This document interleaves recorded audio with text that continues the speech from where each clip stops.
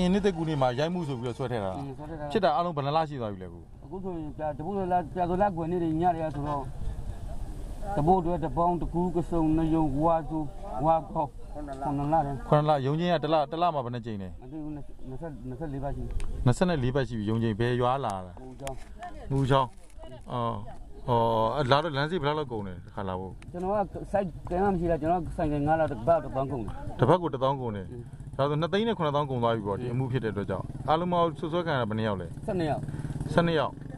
ရုံချင်းအခုဒီနေ့တရားသူကြီးကဘာပြောတယ်လဲ28ရက်နေ့ဟုတ်လေဘာပြောတယ်လဲဆိုတာစစ်ကြီးဟိုဘက်ဒီဘက်ရှောက်လဲတာတို့စစ်ဆေးတာတို့တရားလူပြတက်တီတို့ဘာလို့မေးတာမျက်နှာရှိသလားပြီးသွားပြီမေးတော့ဟိုဘက်ကဘာပြောလဲဟိုဘက်ကကျွန်တော်ဘက်ကချမ်းမကြံတော့တယ်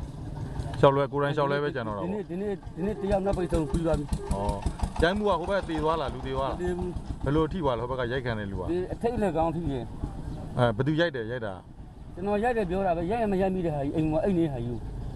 ခင်ဗျားရိုက်တယ်လို့သူကဆွဆွဲတယ်သူကဆွဆွဲခင်ဗျားအဲ့ချင်းတော့ရက်တောက်ထားလားအိမ်နေရရက်တော့တောက်တာပဲ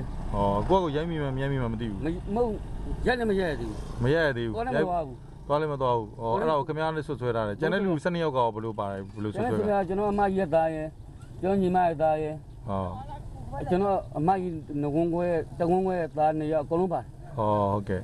အကုန်ဆွဲတယ်တစ်မျိုးလုံးဆွဲတယ်တစ်မျိုးလုံးဆွဲထည့်တာအခုတရားရုံးလာတော့တရားသူကြီးကအဲ့ဒါမေးပြီးတော့ဘယ်နှမိနစ်လောက်ကြာလဲအချိန်တရားရုံးမှာ28မိနစ်ကြာ30နဲ့မပြည့်တာဘူးနော်နိုင်ဝက်မကြောက်နော်နိုင်ဝက်တော့မကြောက်ဘူးအဲ့တော့ခင်ဗျားအသွားပြန်1000တယောက်1000လုံးနဲ့12ယောက်က3သိန်းကျော်ကုန်သွားပြီပေါ့ကုန်သွားတာပေါ့ပတ်တိုင်းဆိုင်ကယ်အပတ်တိုင်းကုန်တယ်ဟုတ်ကဲ့ဆိုင်ကယ်နဲ့လာဘယ်လောက်မောင်းရလဲအချိန်ဆိုင်ကယ်က6000ပေးရတယ်ကိုစမင်းစားရနဲ့မင်းစားတဲ့ဘာညာလို့တော့